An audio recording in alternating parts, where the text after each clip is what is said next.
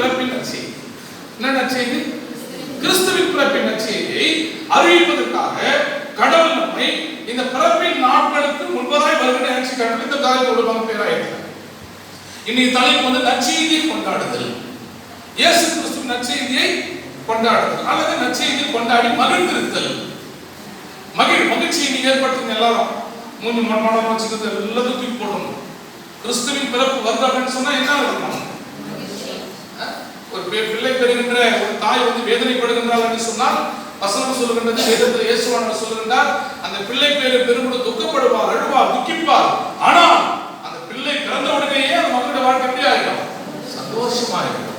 இயேசுவானவர் உனக்காக எனக்காக பிறக்க போகிறார் அல்லது பிறந்த இயேசுவினுடைய நாட்களை கொண்டாட போகிற நாட்களிலே நம்முடைய சிந்தனை நற்செய்தியை அறிவிக்கின்ற சிந்தனையாக, மகிழ்ச்சியை பெற்றுக் கொள்கின்ற சிந்தனையாக இருப்பது கடவுள் அழைக்கின்றார். அதனாலதான் இந்த செய்திக்கு ஆதாரமாய் நான் எடுத்திருக்கின்றேன். இருக்கிறதுலே சங்கீதத்தில் ரொம்ப சின்ன சங்கீதம் அர்த்தம் படுது. அதனால டேவிட் படிச்சாரு இல்ல. 117வது சங்கீதத்துல 1வது வசனத்தையும் 2வது வசனத்தையும் நாம் இந்த செய்திக்கு ஆதாரமாக எடுத்து வாசிக்கும் பொழுது பவர் பைபிள்ல வந்து இப்படி சொல்லப்படுகிறது, ஜாதிகளே. இந்த வார்த்தை கஷ்டமா தான் இருக்கு எனக்கு. அப்ப பிரிவுகள் அதிகமாக தேசத்தில் இருப்பதற்காக கடவுளின் பார்வையில குலகுலமாக ஜாதி ஜாதியாக பிரிக்கப்பட்ட சூழலை தான் சங்கீதக்காரர் எழுதும்போது சொல்றாரு, ஜாதிகளே எல்லாரும் கர்த்தரை துதியுங்கள். இன்னைக்கு ஜாதிகளை வச்சு இன்னைக்கு ஒரு அரசியல் பண்றாங்க பாரு. தமிழ்நாட்டுல கொஞ்ச நஞ்சமான அரசியல் கிடையாது. இந்த ஜாதிகள் அனைத்தும் ஒன்றாக இணைந்து கர்த்தரை துதிக்கின்ற ஜாதிகளா என்றைக்கு இனங்களா என்றைக்கு மாறுகின்றார்களோ அன்றைக்குதான் ஒரு சமத்துவம் இந்த தேசத்திலே காணப்படும். அனைத்து ஜாதிகளும் அனைத்து குலங்களும் கர்த்தரை துதிக்க வேண்டும். அவரை பார்க்கும் பொழுது சமத்துவம் வாழ்க்கையில் ஏற்படும். ஜாதிகளே எல்லாரும் கர்த்தரை துதியுங்கள். இங்க கீழே சொல்லப்படுகின்றது, ஜனங்களே எல்லாரும் அவரை போற்றுங்கள். ஜாதிகள் என்பது அனைத்து இனங்களையும் அனைத்து வேதங்களையும் அனைத்து பிரிவுகளையும் ஒன்றாக குறிக்கின்றது. ஜனங்கள் என்பது அனைத்து சமுதாய சூழலை குறிக்கின்றது. ஜனங்களே எல்லாரும் அவரை போற்றுங்கள். அவர் நம்மேல் வைத்த கிருபை பெரியது. அவர் நம்மேல் வைத்த கிருபை பெரியது. கர்த்தரின் உண்மை என்றென்றும் என்றென்றைக்கும் உள்ளது. கர்த்தரின் கிருபை என்றென்றைக்கும் உள்ளது. ரெண்டே வசனம். அது மழை காலம் கிடையாது, வெயில் காலம் கிடையாது, பனிக்காலம் கிடையாது, குளிர்காலம் கிடையாது, கேடுகாலம் கிடையாது. எல்லா நாட்களிலும் கர்த்தருடைய கிருபை என்றென்றைக்கும் உள்ளது. அல்லேலூயா. இரண்டு மக்களே, ஆண்டோட கிருபை உங்களோடு கூட என்றும் என்றென்றும் இருக்கின்றது. எங்க போறாரு அவசரமா? மழைக்காலமா? சரி, என்றென்றைக்கும் உள்ளது. நற்செய்தியை கொண்டாடுவதற்கு நேரம் கிடையாது, வேலை கிடையாது, சமயம் கிடையாது, இயற்கை கிடையாது, எதுவுமே கிடையாது. என்றென்றைக்கும் கடவுள் எந்த நாட்களிலேயும் நற்செய்தி அறிவிப்பது கடவுள் கொடுத்த தாக்கம் தெரியுமா? சமயம் வாய்த்தாலும் வாய்க்காவிட்டாலும் நற்செய்தி சுவிசேஷத்தை ஜாக்கிரதையாக பிரசங்கம் பண்ணுங்க. சமயம் இருந்தாலும் பரவாயில்ல, இல்லாவிட்டாலும் பார்க்கின்ற இடத்துல நற்செய்தியை நாம் சொல்லிக் கொண்டே இருக்க வேண்டும். இந்த கிறிஸ்துவுடைய மனப்பான்மை வாழ்க்கை. இந்த பகுதியில பெரிய பிரசங்கம் பண்ணாருக்காங்க. 4 மணிக்கு இருப்பாங்க வீட்டுக்காரமா பாவம் வந்தாம பார்த்து 4 மணிக்கு 2 மணி நேரம் பிரசங்கம் ரெடி பண்ணாங்க. 3 தலைப்பு பணம் இந்த அதிகாரத்தில் உள்ளது. இன்றைக்கு மோசையின் சம்பவத்தை குறித்து ஏற்கனவே கடந்த 2 வாரங்களுக்கு முன்பதாக இதையே நாம் படிக்க கேட்டோம். இன்னும் சற்று வித்தியாசமாக கடவுள் இந்த நாளிலே இந்த பகுதியை சிந்திக்கும்படியாக கடவுள் நமக்கு திரும்பி தந்திருக்கின்றார். யாத்திராகம புஸ்தகத்தில் 2ஆம் அதிகாரம் 10 வரைக்கும் வாசிக்கும் பொழுது இங்கே மோசேயினுடைய பிறப்பின் காரியத்தில் என்ன நடக்கிறது என்பதை மிக தெளிவாக இங்கே அறிவிக்கப்படுகின்ற யோசிக்க இருக்கின்ற காரியங்களை நம்மால் புரிந்து கொள்ள முடிகின்றது. இதற்கு நான் தலைப்பினை கொடுத்திருக்கின்றேன், நசிக்கப்பட்டவர்கள் நற்செய்திக்கு அழைக்கப்பட்டார்கள். தம்பி எப்பா குரு தானே, நீ எனக்கே குருவா ஒன்றும் பிரச்சனை இல்லை. எல்லாம் ஞாயிற்றுக்கிழமை பார்க்கணும். நான் அந்த சேர்ல முள்ளு குத்துதோ எனக்கு ஒன்றும் தெரியல. அந்த சேர் கூட எழுந்து கூட பிரசங்கம் பண்ணுற வாழை பிள்ளைகளுக்கு நான் போடுகிற கட்டளை எழுந்து. சரியா? நசுக்கப்பட்டவர்கள் நற்செய்திக்கு அழைக்கப்பட்டார்கள் அல்லது நற்செய்தியை கொண்டாடினார்கள். ரெண்டு வகையாக தெரிந்து கொள்ளலாம். நற்செய்திக்கு அழைக்கப்பட்டார்கள் அல்லது நற்செய்தியை கொண்டாடினார்கள். யாரு? நசுக்கப்பட்டவர்கள். யார் இங்கே நசுக்கப்பட்டவர்கள் என்று சொல்லி பார்க்கும்போது யாத்திராகம புஸ்தகத்துல 2ஆம் அதிகாரம் 1ஆம் வசனத்தை வாசிக்கும் பொழுது அங்கே லேவியின் குடும்பத்தில் ஒருவர் அதே லேவி வம்சத்தில் இருக்கின்றதான ஒரு குமாரத்தியை விவாகம் பண்ணிக்கொள்கிறார். அந்த விவாகத்தின் சூழ்நிலையில அங்கே மிக அழகான ஒரு பிள்ளை பிறக்கிறது இல்லையா? அப்படிதான் இருக்கு. அதுல அந்த ஸ்திரீ ஒரு பிள்ளையை பெற்று 3 மாதம் அந்த பிள்ளையை ஒளித்து வைத்திருந்தார். 2ஆவது வசனம் கரெக்டா? ஒளித்து வைத்து. ஏன் ஒளித்து வைத்திருக்க வேண்டும்? பிள்ளையை பெற்றவர்கள் அந்த பிள்ளை ஒரு ஆண் பிள்ளை பெற்றாலே அந்த பிள்ளையை என்னுடைய அனைத்து சொந்தக்காரர்களும் அனைத்து ஜனங்களும் பிள்ளையை பார்ப்பதில் தாய்க்கு மிகப்பெரிய ஒரு சந்தோஷம். இதுதான பிள்ளை பேருடைய காரியம். சொல்லுங்க பாருங்க, நினைச்சீங்களா? பிள்ளை பேரு காரியம் என்ன? போயிட்டு தாண்டி வாங்கிட்டு போகலாம் அப்படின்னு போறாங்க. போயிட்டாங்க. ஏன் இயேசுவானுடைய பிறப்பு கூட எடுத்துக்கலாமே. அவர் பிறக்கும் பொழுது பிள்ளையை பார்க்க எல்லாம் போனாங்களா இல்லையா? அது போலதான் பிள்ளையை பெற்றால் அந்த பிள்ளையை பார்ப்பதற்கு வருகின்றவர்களை பார்த்து அந்த தாயோர்களும் மகிழ்ச்சி அடையும். ஆனால் சற்று வித்தியாசமா அந்த தாய் என்ன செய்யறாங்கன்னு சொன்னா பிள்ளையை ஒளித்து வைக்க. ஏன் ஒளித்து வைக்க வேண்டும்? ஏன் ஒளித்து வைக்க வேண்டும்? நற்செய்தி இங்கே தான் நடக்கிறது. நற்செய்தி இங்கே தான் நடக்கிறது. எகிப்தை ஆளுகின்ற ராஜா எந்த ராஜா? பார்வோன் ராஜா. எனக்கு சொல்ல தெரியும். உங்க வாயிலிருந்து வரணும், நீங்களும் கொஞ்சம் அனலைஸ் பண்ணணும். வேதத்தை வளர்ச்சி அடையும். பார்வோன் ராஜா ஆண் பிள்ளைகளை கொன்று போடும்படி கட்டளை போட்டிருந்தார். என்ன போட்டிருந்தான்? யாத்திரா 1ஆம் அதிகாரம். நீங்கள் எபிரேய ஸ்திரீகளுக்கு யாத்திரா 1:16 படி. மருத்துவம் செய்யும் போது அவர்கள் நீங்கள் எபிரேய ஸ்திரீகளுக்கு மருத்துவம் செய்யும் போது அவர்கள் மனையின் மேல் உட்கார்ந்திருக்கையில் பார்த்து ஆண் பிள்ளையானால் கொன்று போடுங்கள், பெண் பிள்ளையானால் உயிரோடு இருக்கட்டும் என்றான். ஆண் பிள்ளைகளானால் ஆண் பிள்ளைகளை என்ன பண்ணுமா? ஏன் அங்கே பார்வோன் அரசர் இவருடைய அரசாட்சிக்கு ஈடாகவோ இணையாகவோ இவரை மேற்கொள்கிற சக்திகளோ எதுவும் வந்துவிடக்கூடாது என்பதற்காக ஒரு சுயநல அரசாட்சி செய்கின்ற அரசர் சொல்லுகின்றார். என்ன பண்ணாருன்னு சொன்னா ஆண் பிள்ளையை பெற்றிருந்தால் ஆண் பிள்ளை கொன்று போடுதல் வழக்கமாக நடைபெற்றுக் கொண்டு வருவது. இப்படி கடுமையான ஒரு சட்டத்தை போட்டுவிட்டு அப்படி தப்பி தவறி ஆண் பிள்ளைகள் வளர்ந்து விட்டாலோ அல்லது அந்த வாழ்கின்ற எபிரேயரும் இஸ்ரேல் மக்களும் வளர்ந்து விடாமல் வாழக்கூடாமல் அழிந்து போக வேண்டும் என்பதற்காக அவர் ஒரு சூழலை ஏற்படுத்தியிருந்தார். என்ன சூழல் அப்படின்னு சொன்னா 1ஆம் அதிகாரம் 10, 11, 13 வாசிக்கும் பொழுது அங்கே சொல்லப்படுகின்றது. கடுமையான வேலைகளை செய்து அவர்களை அழிக்க வேண்டும் என்று திட்டம் தீட்டப்பட்டது. என்ன வேலை? கடுமையான வேலை. சாம்பல்ல கல்லறுங்க. எப்ப கல்லறுக்கணும்? சாம்பலுக்கு பிறகு எப்ப கல்லறுப்பாங்க தெரியுமா உங்களுக்கு? நேரம் கிழமை வெடிகால நாட்டிலாம் கிடையாது. நேரம் கிழமை அது எஜமா எப்ப கூப்பிடுறாங்க அடிமை வேலை. அதனாலதான் சோறு அவனுக்கு, அதனாலதான் தண்ணி அவனுக்கு, அதனாலதான் புதுசா அவனுக்கு மொத்தம் தூக்கி உள்ள வச்சுப்பான். சாம்பலுக்காக தண்ணீர் கொண்டு அது எந்த சாம்பலா இருக்கும்?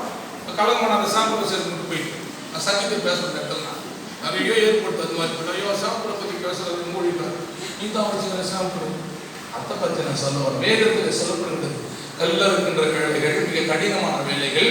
இவைகளை செய்து இவர்கள் வாழ வேண்டும் என்பதற்காக அப்படிப்பட்ட வேலைகளை சொல்லவில்லை. இவர்கள் இப்படிப்பட்ட கடினமான வேலைகளை செய்து மடிந்துவிட வேண்டும்.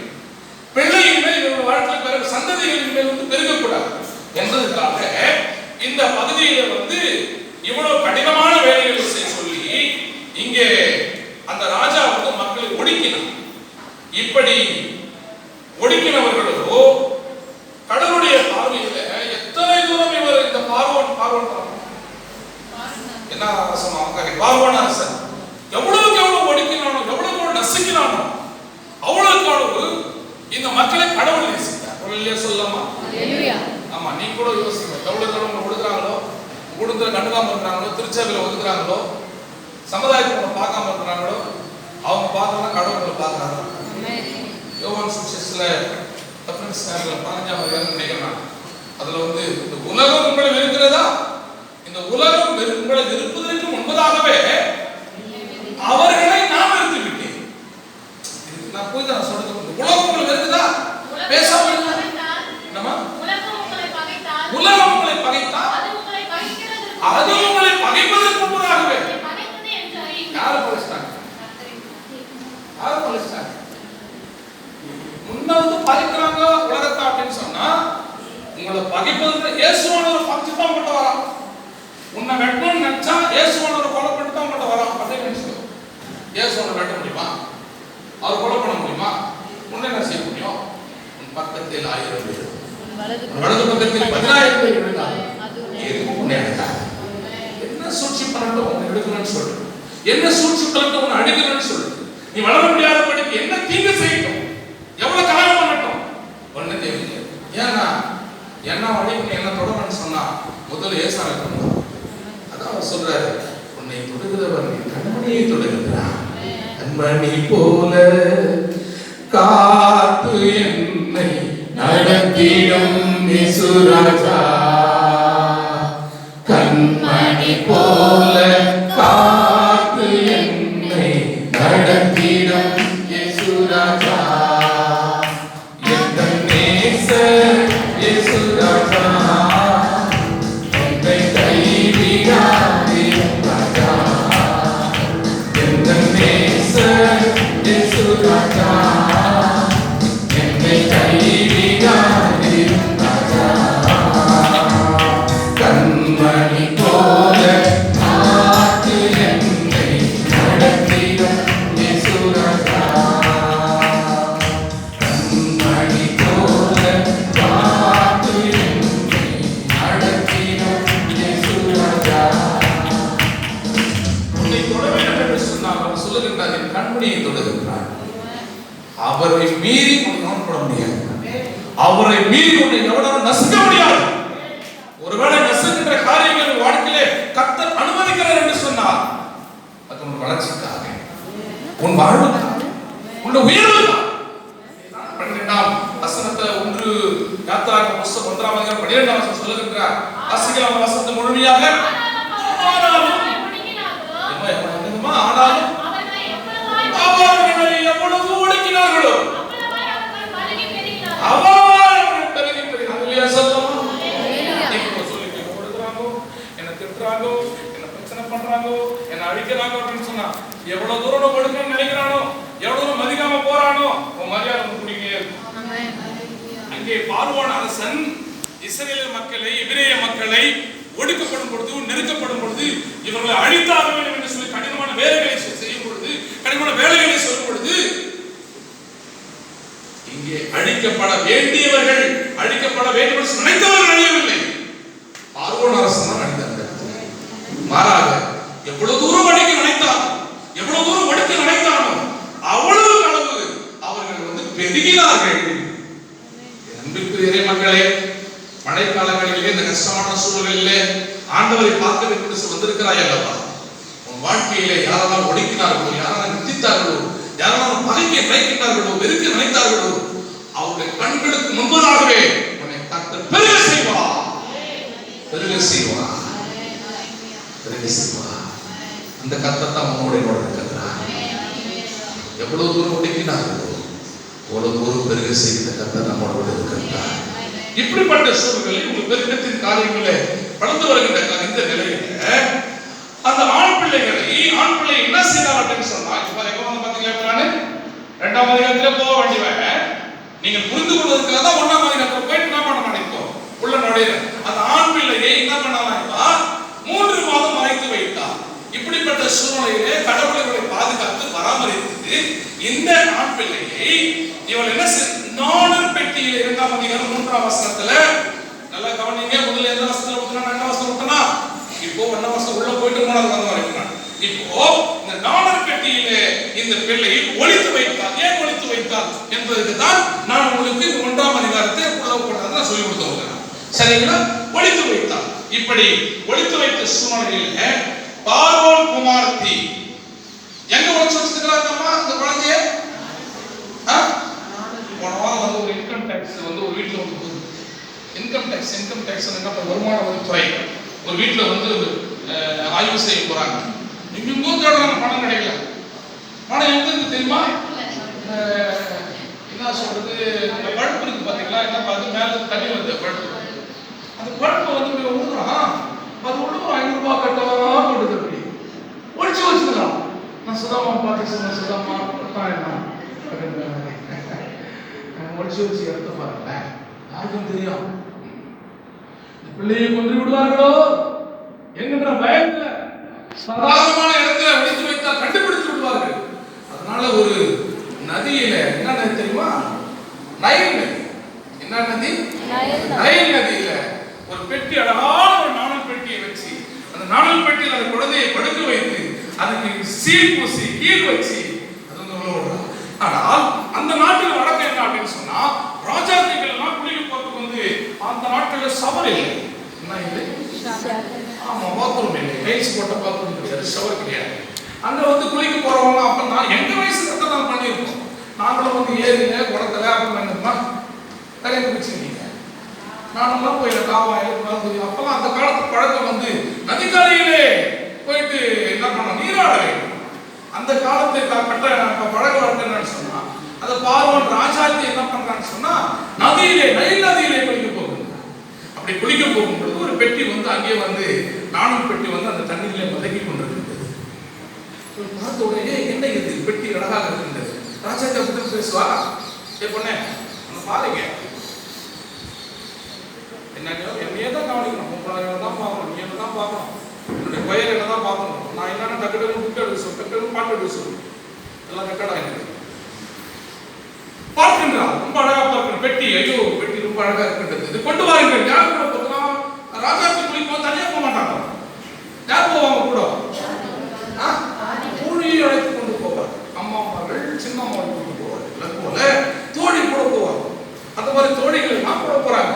தோழிகள் கூட போகும் பொழுது இந்த அம்மா போய் எடுக்காது, போய் தோழிக்கு வேலை எடுக்கின்றப்போ என்ன பெட்டி கொண்டு வா என்று சொல்லி பார்க்கும் பொழுது அங்கே 5ஆம் வசனத்துல நாம் பார்க்கும் பொழுது 2 படிக்கலாமா?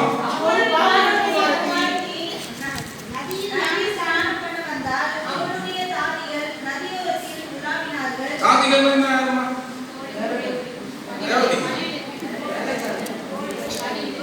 அப்போ நீங்க வந்து இதுல புரியணும்னா என்ன பண்ணணும், திருவெழுத்துக்கு போனீங்க. அது வந்து தமிழாக்கம் தான். தோழிகள் என்பதற்கு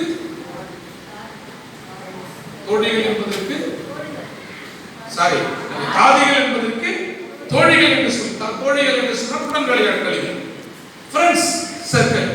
இவங்க போய் என்ன பண்ண பெட்டி எடுத்து வராங்க. துப்பாக்கி பொண்ணே ஒரு அருமையான ஆண்மகன் அங்கே அந்த பெட்டியிலே இருக்கிறதை அந்த யார் பார்த்தது? பார்வோன் ராஜாத்தி பார்த்த உடனேயே அந்த பிள்ளை எப்படி இருக்கு தெரியுமா? எப்படி இருக்குது? 6ஆம் வசனம் படிங்க.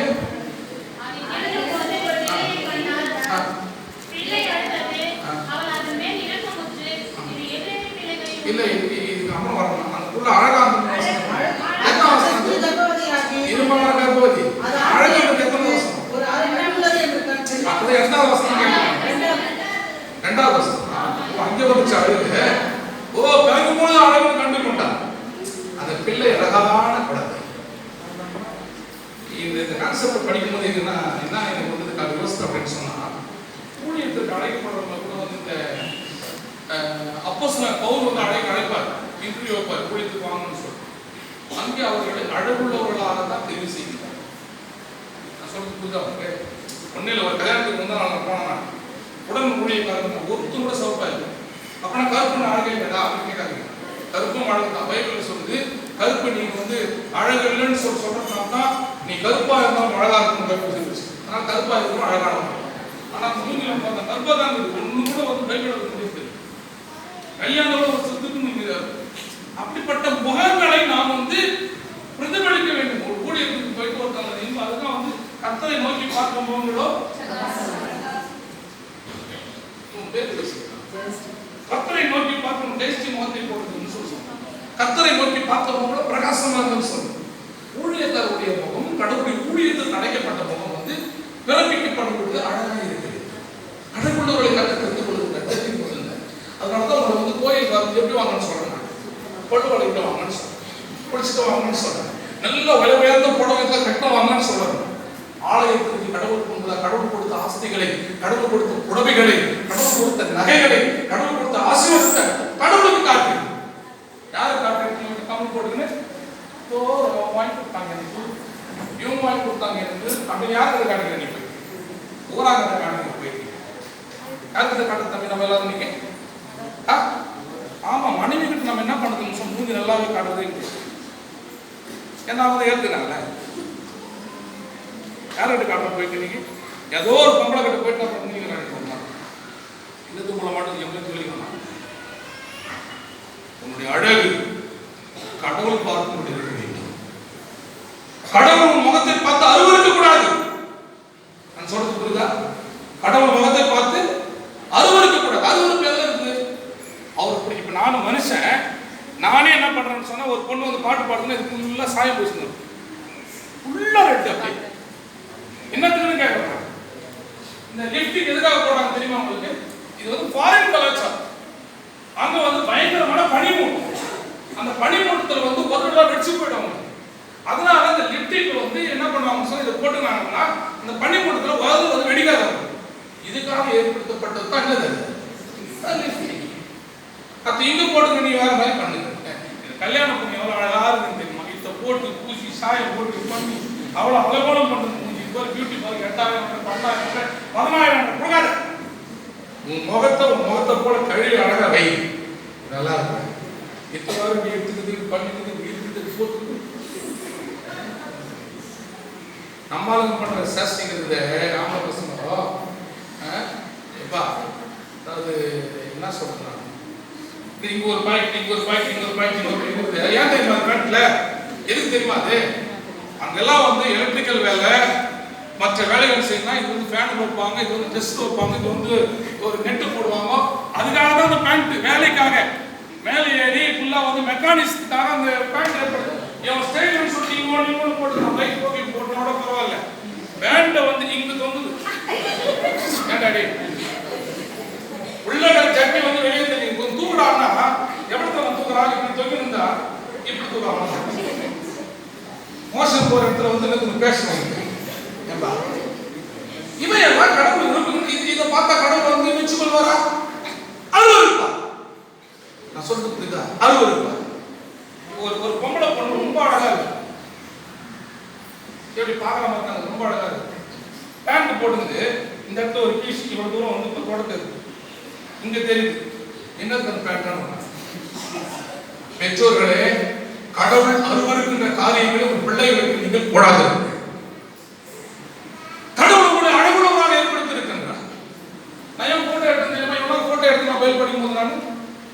ஏன் 2 பொம்பளை பிள்ளைங்க படிக்கும்போது போட்டோ எடுத்துறாங்க தெரியுமா? நீங்க அந்த பிள்ளைங்க சுடிதார் தான் போட்டிருக்கு. சுடிதார் போட்டிருந்தாலும் அந்த ஷால் எடுத்து அவ்வளவு அழகா வந்து ஃபுல் க்ளோஸ் அழகா படிச்சிருக்கோம். அந்த மாதிரி படி கற்றுக்கணும். அது ஒரு மாதிரிக்காக எடுத்து வச்சிருக்காங்க. ஒழுக்கம், தேவனுடைய ஆலயம் ஒழுக்கத்தை நம்ம கற்றுக் கொடுக்கிறது. தேவனுடைய ஆலயம் நமக்கு வந்து பரிசுத்தத்தை கற்றுக் கொடுக்கின்றது. இதை பற்றி எல்லாம் பேசினால் கோயில்களும் கோவப்பட்டு கொண்டு கோயிலுக்கு நாம் போவோம் என்று சொன்னால் சாபத்துக்குரியவர்களாக மாறிப்போம். கடவுள் பார்க்கின்ற முகம் அழகுள்ள முகம். ஆண்டவருடைய ஊழியக்காரனாக பிறப்பிக்கப்பட்ட மோசே அழகாக பிறப்பிக்கப்பட்டார். அந்த அழகு தோற்றத்திலே அந்த ராஜாவுக்கு வந்து அந்த பெட்டி திறக்கின்றால் திறக்கும் பொழுது நடக்கின்ற காரியம் என்ன சொன்னா, அந்த பிள்ளை எப்படி அழுது குழந்தை அப்படின்னாலும் ஏன் அழுது? அவளை கூட்டி வச்சு குழந்தைய சாத்தி வச்சுக்கணும். அதனால அந்த குழந்தை திறந்து அழுத உடனே அந்த குழந்தை மட்டும் அழாமல் போயிருந்தால் என்ன நடந்தது தெரியுமா? அந்த இடத்துல இவ யாரு? யாரு மனைவி? அவர் போடுற சட்டம் என்ன? ஆண் பிள்ளைகளை கொன்று போட வேண்டும். அந்த குழந்தை வந்து அழாம மட்டும் போயிருந்தா ஆண் பிள்ளையை எப்படி மறைச்சு வச்சிருக்கலாம். இது யாரோ சதி பண்ணினான்னு சொல்லிட்டு எது விட கூடுதல் வெற்றி நிற்கலாம். அந்த குழந்தை இறை திட்டத்தின்படி அங்கே வந்து அழுத உடனே எந்த தாய்க்கும் எந்த பெண்மணிக்கும் அது பிள்ளையே பெறாத தாயா இருந்தா கூட சரி, குழந்தை எழுந்தால் அந்த குழந்தை மீது பாசம் வரும், ஒரு இரக்கம் வரும், ஒரு பச்சு வரும். அப்படிப்பட்ட அம்மா இருந்தாலும் நீங்க கைது பாருங்க தூக்கிட்டிய மூஞ்சி பேர் எப்ப ஆயிருக்குது அப்படி சொல்ல போனீங்களா நீங்க? இல்லையே. எந்த பெண்மணிக்கும் ஒரு குழந்தை அழுதால் குழந்தைக்கு இரக்கம் வரும். அவள் தான் நல்ல தாய், அவள் தான் நல்ல பெண்மணி, நல்ல பெண்மணி. அழுத உடனே அம்மாவுக்கு வந்து இரக்கம் வருகிறது. குழந்தை இந்த குழந்தை அழுகிறது, அதுவும் அழகா இருக்கின்றது. இந்த குழந்தையை ஒன்றும் செய்ய வேண்டாம் என்று சொல்லி பார்வோன் அரசனுக்கும் தெரியாம நான் சொன்ன தோழிகளா இந்த தோழிகளை கிட்ட சொல்றான். குளிச்சுட்டு அழகா நீராடி விட்டு கொண்டு போய் அந்த குழந்தையை மறைவ வைத்து விட்டு, இந்த குழந்தை இப்படி 3 மாத குழந்தையா இருக்கிறது, இந்த குழந்தைக்கு தாய்ப்பால் வேண்டும். இதற்கு நம்மால் பால் கொடுக்க முடியாது. அதனால இந்த குழந்தைக்கு பால் கொடுக்கின்ற தாயார் யாரோ போய் கூப்பிட்டு வா. யாரும் இரவல் தாய் யாரை கூப்பிட்டு வா, ஒரு இரவல் தாய் யாரை கொண்டு அழைத்து வா என்று சொல்லி அனுப்புகின்றார். அப்படி அனுப்பப்படும் பொழுது இந்த தோழி போய் என்ன பண்றான்னு சொன்னா, எந்த குழந்தைய வந்து யாரு பெற்றாங்களோ அந்த பெற்றெடுத்த தாயே போய் என்ன பண்றாங்க. ஒரு இல்லையா சொல்லுங்களேன். இதுதான் நற்செய்தி அடைந்திருக்கின்றது. என்ன தலைப்பு இன்னைக்கு? நற்செய்தி கொண்டாடுதல். இங்க போயிட்டு வேற தாயோ இல்ல வேற பொம்பளையோ கூட்டு வந்திருந்தா என்ன பண்ணிருப்பா, வயிறுக்குள்ள வந்து பார்த்துட்டு மாட்டான். அழுங்க தாயே பாக்க வேலை கொச்சு வலிச்சிருப்பாரு. கரெக்டா நான் சொல்றது? நல்லா நேசிருக்க மாட்டான். கொஞ்ச நேரம் பால் தூக்கி போட்டு உட்காந்து சரியா குழப்பாட்டிருக்க மாட்டான், மூக்க சிந்திருக்க மாட்டான். என் அன்பிற்குரியவர்களே, மோசே கடவுளுக்காக பிறப்பிக்கப்பட்டவன், நற்செய்திக்காக தன்னை அர்ப்பணிக்கப்பட்டவன், கடவுளுடைய ஊழியத்தை நிறைவேற்ற வேண்டும், இஸ்ரவேல் மக்களை வழிநடத்த வேண்டும் என்று தேவ திட்டம் இருப்பதனால எத்தனை சதித்திட்டங்கள், எத்தனை நசுக்குதல்கள், எத்தனை போராட்டங்கள், தன்னிலே முழுகின்ற காரியங்கள், எல்லா சூழலும் கடவுள் மோசேயை பாதுகாத்து அந்த பிள்ளையை காப்பாற்றுவதற்காக ஒரு வேலைக்காரராக கொண்டு வரப்பட்ட தாயும் அங்கே தன்னுடைய தாயே கடவுளை நினைத்து கொடுக்கின்றார். கவலைப்படாத. உன்னை சிறைச்சாலை போட்டாலும் சரி, உன் எங்க போட்டாலும் சரி, திறப்பட்டாலும் சரி, உன்னை பாதுகாக்க கர்த்தருடைய கண்கள் உன்னை பார்த்து கொண்டிருக்கிறது. நீ பாதாளத்தில் போய் படுக்க போட்டாலும் கர்த்தருடைய கண்கள் உன்னை பார்த்து கொண்டிருக்கிறது. உன்னை ஆசீர்வதிக்கிற கரம் உன்னை பார்த்து கொண்டிருக்கிறது. அதே தாய் வருகின்றால் அந்த தாயை வளர்க்கும்படியாய் அந்த ராஜாத்தை கட்டளையிடுகின்றால், ஓ இந்த அம்மாவுக்கு வந்து ரொம்ப சந்தோஷம். ஓ இந்த குழந்தைய வந்து வளர்க்கணும்னு சொல்லி நினைச்சோம், இந்த குழந்தை வளர்ப்பதற்கு நம்மையே ஏற்படுத்தி விட்ட கடவுள் என்று சொல்லி அழகாக வளர்க்கின்றார். வளர்த்துட்டு வந்து அந்த ராஜாத்தை யார் பையன் தெரியுமா, இதை என்கிட்ட வளர்த்துட்டேன், நீ நான் கொடுக்க மாட்டேன், யாருக்கும் தூக்கி வளர்க்கணும். அழகா வளர்ந்துச்சு. என்ன இதை கேட்ட அப்படின்னு சொன்னா, இந்த குழந்தை கடவுளுடைய குழந்தை, இந்த குழந்தை கடவுள் தேவ திட்டத்தை நிறைவேற்ற அந்த குழந்தை என்பது யாருக்கு தெரியும்?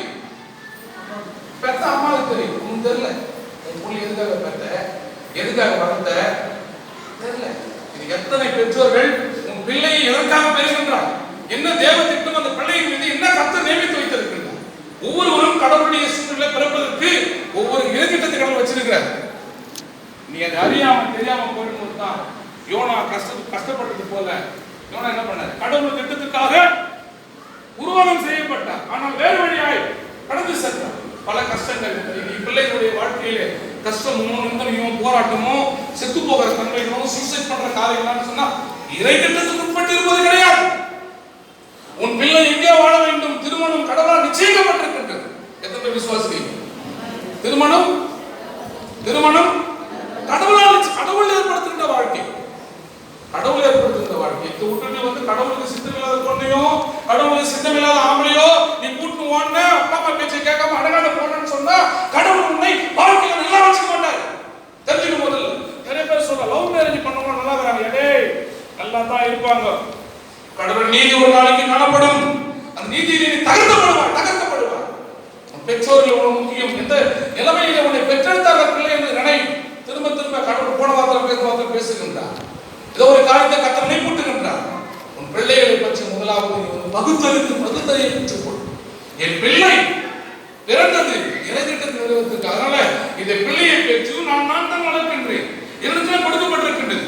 இந்த பிள்ளை என்னுடையது என்று சொல்லி வளர்ந்த பிறகு நம்ம சொத்துல பாங்காயிடும்.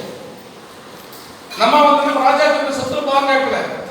பிள்ளை வளர்க்கப்பட்ட அந்த காலத்தில் மாத்திரம் தன் வாழ்வை அர்ப்பணிச்சு அந்த பிள்ளையை வளர்த்து அந்த பிள்ளையை கொண்டு போய் யாரத்திலே அவர்கள் சமர்ப்பிக்கின்றார்கள். கடவுளுக்கு தன்னை தெரியும் போது பிள்ளை வளர்வதற்கு ஒரு ஸ்டேஜ் வருகின்ற வரைக்கும் உன்னுடைய பிள்ளை ஸ்டேஜை மாறும்போது கடவுளுக்குள்ளே என்ன செய்தாங்க?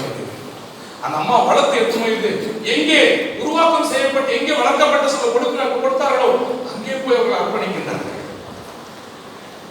இந்த தாயினுடைய உள்ளம் அப்படி எப்படி யோசிப்பாங்க? பிள்ளை நானே வளர்த்து இல்ல மற்றவருக்கு கொடுக்கிறேன் என்று சொல்லி யோசித்திருக்கலாம். யோசித்து யோசித்தார். மழைக்காலம் இல்லையா, மெடிக்கல் கேம்ப் இருக்கு, பசங்க கண்டிப்பா போறாங்க. மழைக்காலங்களிலே தண்ணீர் வந்து ரொம்ப தெருக்களிலே அதிகமாக ஓடும். அது சின்ன பசங்க என்ன பண்ணுவீங்க? தண்ணியில அது ஒரு பேப்பர் என்ன பண்ண. இது போல ஒரு ஊர்ல வந்து பயங்கரமான மழை பொழுது கொண்டிருக்கிறது. மழை பொழுது கொண்டிருக்கிற சூழ்நிலையில என்ன நடக்க தெரியுமா? ஒரு பையன் வந்து ஒரு போடான ஒரு அட்டை ஒரு பேப்பரை எடுத்து ஃபர்ஸ்ட் கிளாஸா கப்பல் செய்யலாம். அது கொம்பு அதெல்லாம் வச்சு கப்பல் எடுத்ததே மாதிரி இருக்கும். கப்பல் ஓடுவது போல தண்ணீர் வீட்டுக்கு போயிட்டு இருக்கு. அந்த கப்பலை நான் ரொம்ப அழகா செய்யலாம், நான் உருவாக்கின கப்பல் மிக அழகா இருக்குது, இதில் விளையாட வேண்டும் என்று சொல்லி அந்த கப்பலை தண்ணீரில் விடுகின்றான். அது ஓடுகின்றது, மறுபடியும் ஓடுறான், அந்த புஷ்ணம் மறுபடியும் ஓடுறான். இதே போல விளையாடி கொண்டே இருந்தான். திடீரென்று சொல்லி பயங்கரமான மழை வந்து ரொம்ப தண்ணி வந்துச்சு. விளையாண்டா நம்பர் அப்படியே தண்ணி ஃபாஸ்டா போச்சு. தாவரம் கூட்டோட அணக்கட்ட போற மாதிரி அப்படி போன உடனே அந்த பேப்பர்ல செய்யப்பட்ட கப்பல் ஆட்சிக்கு போயிடுச்சு. ஓடுறான் முடிக்க முடியல. அது நேர காரோட முடிச்சு ஃபாஸ்டா தண்ணி போறதுனால இவன் நடந்து கொண்டே வீட்டுக்கு வந்தான். ஐயோ, நான் செய்த கப்பல் என்னை விட்டு என்ன ஆயிடுச்சு, போயிடுச்சு. நான் என்ன பண்ணுவோம்னு வீட்டில் அழுதுறான். அப்பா கேட்க என்னடா பிரச்சனை உனக்கு அப்படி உண்மையை சொல்லவே இல்லை. ரொம்ப கஷ்டப்பட்டு வீட்டில் அழுது கொண்டே இருந்தான். ரைட், ஓகே அப்பா அம்மா சமாதானப்படுத்தினாங்க, நடந்துச்சு, முடிஞ்சிச்சு எல்லாமே. கிட்டத்தட்ட 1 மாசம் ஆகுது. இந்த கப்பல் தொலைந்து போயிட்டு அடிச்சுன்னு போயிட்டு 1 மாசத்துக்கு அப்புறம் மழைக்காலம் விட்டுச்சு. மார்க்கெட்டுக்கு போறாங்க எங்க அப்பாவும். போனா மார்க்கெட்டு சந்தையில இந்த கப்பல் வந்து அங்க வந்து வியாபாரத்துக்கு வைக்கப்படுது. என்ன பண்றாங்க? ஒரு கடையில வியாபாரத்துக்கு வைக்கப்படுது கப்பல். இப்படியே கடத்தல அப்படியே அவங்க அப்பா போய் திடீர்னு அந்த கப்பலை பார்த்தான். அந்த பையன் ஓடுறான். டேய் வாடா அப்பா கூப்பிடுறாரு. இவன் போயிட்டு அந்த கப்பல் ஐயோ ஏன் கப்பல் கொடுங்க என்று சொல்லி கூப்பிடுறான். கொடுப்பானா? கடை கொடுப்பானா? விற்பனைக்காக வச்சிருக்கிறான். இது வேணும்னு சொன்னா 500 ரூபாய் வாங்கிடும். பணம் இல்லாவிட்டா ஏங்க என் கப்பலை நான் தொலைச்சுட்டேன், எனக்கு பிடிச்சது, எப்படி உங்களுக்கு கிடைச்சி கொடு? நோ எனக்கு கிடைச்சிருந்தான். புதுப்பிச்ச மாதிரி விட்டு வச்சு விட்டு வாங்கிப்போம்.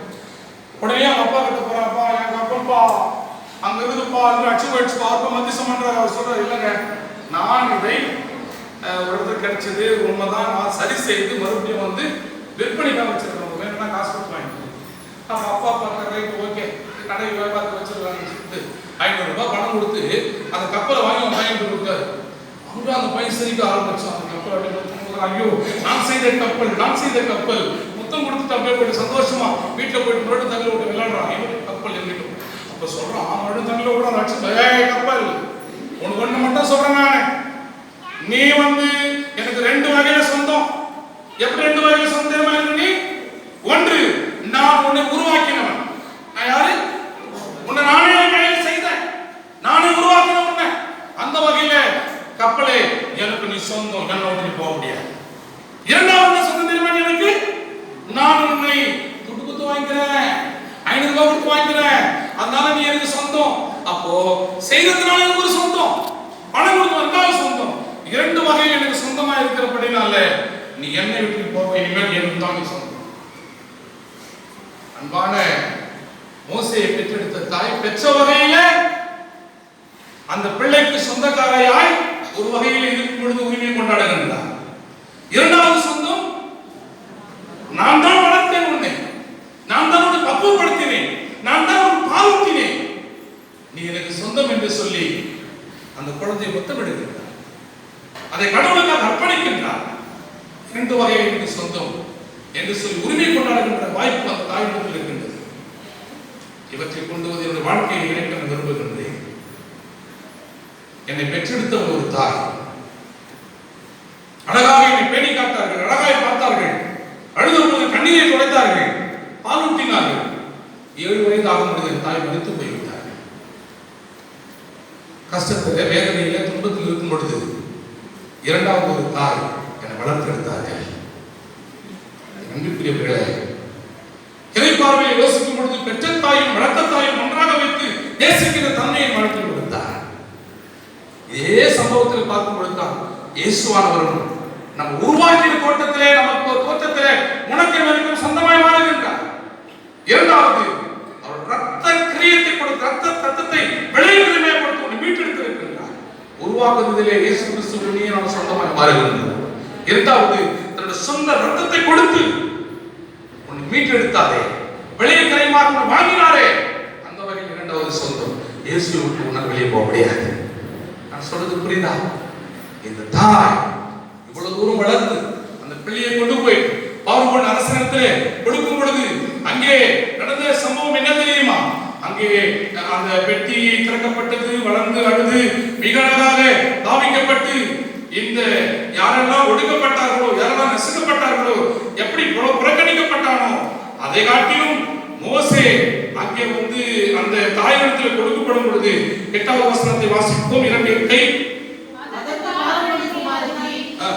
அழைத்து கொண்டு வா என்றார். இந்த பெண் போய், இதுதான் நற்செய்தி. அந்த இடத்துல அதே தாய் வந்து அதே தாய் வளர்த்து அந்த தாய் கொண்டு போய் அங்க படைக்கப்பட்டு கொடுத்து கொடுத்து அங்கே பெயரிடுகின்றவர்கள் யார் தெரியுமா? அந்த பார்வோன் ராஜாதி தான் என்ன பண்றாங்க இடத்துல வாசிக்கலாம். வசனத்தை 10ஆம் வசனத்தை. பிள்ளை பெரிதான பொழுது அவர் அதை பார்வையை குமாரத்தினிடத்தில் கொண்டு போய் விட்டார். அவருக்கு அவன் குமாரன் ஆனான். குமார் யார் குமாரனானா? எப்படி அது வளர்த்த தாய், பால் கொடுத்த தாய் அம்மாவா இல்லை? ஏன்னா இது இறை தன்மையிலே அந்த ராஜாவுடைய காரியங்களை பார்க்க வேண்டும். இறக்கமுடையவளாய் அந்த தாய் காணப்பட்டார். இயேசு எப்படிப்பட்டவர்? இறக்கமுடையவர். அந்த இறக்க சூழ்நிலையிலே அவர்கள் அங்கே வந்து ஒப்படைக்கப்பட்டார். ஒப்படைத்த பொழுது அங்கே அந்த ராஜாத்தின் பேர் இருக்கிறார். உன் பேர் மோசே. ஏன் தெரியுமா? அங்க வந்து இந்த அம்மா வந்து மோசேன்னு பேரிடுறா. சொல்லுங்க பார்க்கலாம். யார் எடுத்த ஜலத்திலிருந்து எடுக்க மோசே என்ற பெயர் கர்த்தனா தெரியுமா? ஜலத்திலிருந்து எடுக்கப்பட்டவன், தண்ணீரிலிருந்து எடுக்கப்பட்டவன். தண்ணீரிலிருந்து எடுத்துதாங்க அம்மாவா இந்த ராஜாத்தியா? ராஜாத்தியா இருக்கா? அதனாலதான் நீ தண்ணீரிலிருந்து எடுக்கப்பட்டபடினாலே உன் பேர் மோசே. இனி வரல மோசே. மோசே என்று பெயர் வைத்துக் கொண்டு இனி அநேகம் ஒரு மோசே சொல்லுவாங்க. எத்தனை மோசேக்கள் இன்றைக்கு கடவுள் உகந்தவர்களாய் செயல்படாம கடவுள் உன்னை தூக்கி எடுத்தார்.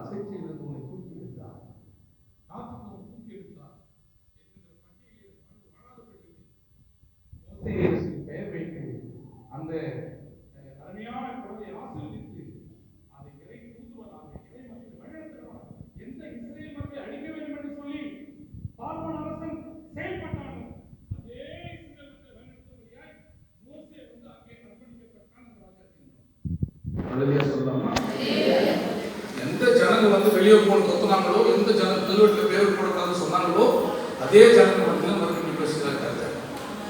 அதே ஜனங்க முன்னாடி கல்வெட்டு போட முடியாது. கர்த்தர் வந்து பற்றி கட்ட வச்சுக்கிறாரு. எத்தனை பேர் நம்புறீங்க? எனக்காக சொல்ல, சத்தியத்துக்காக சொல்ல முடியாது. என் வாழ்க்கை மற்ற உங்க வாழ்க்கை அப்படிதான். யார் முன்னாடி வெட்டப்பட்டீங்களோ, எந்த ஜனங்களை நசிப்பதற்காக ஏற்படுத்தினார்களோ, ஊழியக்காரங்க பேசுறா எவன் சொன்னானோ அவனே நடத்துவதற்காக நோப்பார். அதனால இந்த பிரச்சனைகள் இதனைகளுக்கெல்லாம் பார்த்து பயப்படுறவங்கலாம் ஊழியருக்கு இருக்கக்கூடாது. சலசலப்புகள் வரும், கஷ்டங்கள் வரும், நிந்தனைகள் வரும். எல்லாருக்கும் தூக்கி போட்டு இறைவனுக்காக ஓடுகின்ற ஓட்டத்தை ஓடினவன் தான் மோசே. இதற்கு தான் நான் தலைப்பினை கொடுத்தேன். நசுக்கப்பட்டவர்கள் நற்செய்திக்கு அழைக்கப்பட்டார்கள். யார் நசுக்கப்பட்டார்கள்? அம்மா நசுக்கப்பட்டது. எந்த அம்மா நசுக்கப்பட்டது? எந்த அம்மா நசுக்கப்பட்டது? மோசே பெற்றெடுத்த அம்மா நசுக்கப்பட்டது. பயந்து ஒழித்து வைத்து. அதுக்கப்புறம் யார் நசுக்கப்பட்டது? மோசே நாணல் பெட்டியில வைத்து பய சூழ்நிலையில அழுகின்ற சூழல் நசுக்கப்பட்டார். வளர்ப்பில் நசுக்கப்பட்டார். பார்வோன் அரசுக்கு தெரியாம வளர்றாங்க. இடத்துல செஞ்சா கொண்டுருவான். இரண்டாவது மூன்றாவது நசுக்கப்பட்டது யார் தெரியுமா? பார்வோன் ராஜாதி நசுக்கப்பட்டார். அங்கே அரசுக்கு தெரியாம இந்த பிள்ளையை வளர்க்கின்றார். அப்போ அந்த உள்ளத்துல நசுக்கப்பட்டிருப்பார். அதனாலதான் நசுக்கப்பட்டவர்கள் நற்செய்தியின் பணிக்கு அழைக்கப்பட்டார். அல்லேலூயா சொல்லலாமா? அல்லேலூயா சொல்லலாமா? எனக்கு அல்லேலூயா. நீ நசுக்கப்பட்டிருக்கியா? அல்லேலூயா சொல்லும்போது கர்த்தர் வாழ்க்கையை உயர்த்துகிறார். நசுக்கப்பட்ட இடத்துல கர்த்தர் உன்னை மேன்மைப்படுத்துகிறார். இரண்டாவது போட்டா வேணாம். இந்த 2 தலைப்பு போனோம். நீ கொஞ்சம் யோசிங்க, இப்படிப்பட்ட பிரசங்க ரெண்டு எடுக்கணும். வந்து அட்டென்ஷன்ல நின்று இதே போயிட்டு இது பாவம் தட்டம் இது பார்த்து ஒரு நாள் என்னை பார்த்து ஐயம் ஏன்டா எனக்கு சொல்லுவாங்க இன்னும் குத்து செலவு பண்ணணும். இதுல ஏன் சொல்லுவாங்க அட்டென்ஷன்ல பார்த்து உன்னை இப்படி பண்ணுவார் அப்படி பண்ணுவார் சுத்தப்பட்டவர்கள் அப்படின்ற மாதிரி அட்டென்ஷன்ல நின்று புதிய என்ன திருவள்ளுவர் வார்த்தை பேசப்படுவாங்க. இங்கே என்ன மக்கள் இருக்கின்றார்களோ இப்படி யார் இருக்கின்றார்களோ அதுக்குதான் பொருளை ஒழித்து பார்க்கின்றோம். யூதனாயும் மாற்றப்பட்டார்கள். எங்கே உன்னுடைய வாழ்வு இருக்கிறதோ அதை ஏற்றாற்ப வார்த்தையை மாற்றிக்கொள்ள வேண்டும். நேசிக்கப்பட ஊழியர் நல்ல நட்பு நல்ல உறவு நீங்க நேசித்தா ஊழியர் ஒரு பெரிய ஒரு சந்தோஷம். வாலிப பிள்ளைகள் மிக சிறப்பாக பாடம் பிராக்டிஸ் அங்கே அந்த காம்பவுண்ட் எல்லாம் கிளீன் பண்ணது பெண்கள் கொடு ரொம்ப அழகா தனிச்சுமாக ரொம்ப செயல்படுங்க. எனக்கு நல்லா தோணும்.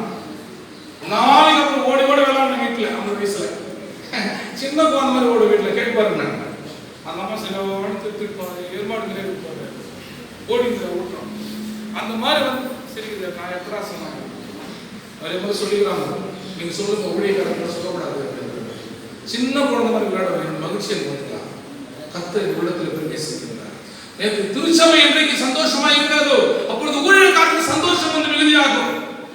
ஊழியக்காரன் வருத்தப்பட்டார். யாரமாயிரு கொடுக்கப்பட்ட பொறுப்பிலே கொடுக்கப்பட்ட செயல்பாட்டிலே கொடுக்கப்பட்ட சிந்தையிலே மோசே செயல்பட்ட பொழுது மோசே என்று பெயரிடப்பட்டு அவன் இஸ்ரவேல் மக்களுக்கு வழிநடத்தக்கூடிய ஒரு மகனாக மாறினார். எவ்வளவு தூரம் ஊழியக்காரன் நசினாலும் சரி இறை மக்கள் நசினாலும் சரி எவ்வளவு தூரம் ஒடுக்குகின்ற அதற்கு மேலாக கர்த்தர் பெருக செய்வார். என் வாழ்வின் பெருக்கமே அதான். என் வாழ்வின் பெருக்கமே அதான். சின்ன வயசுல போறாங்க. சின்ன வயசுல போறாம எல்லா வகையிலும் போறாங்க. அதனாலதான் இன்றைக்கு அநேக நாள் இருக்கப்படுது. பொறாம இருக்கிறதுனால கர்த்தர் கர்த்தர் கூட. அதனால இப்படிப்பட்ட போதனையாளர்களை நீ நேசிங்க. கடவுள் உங்களை ஆசீர்வதிப்பார். 12வது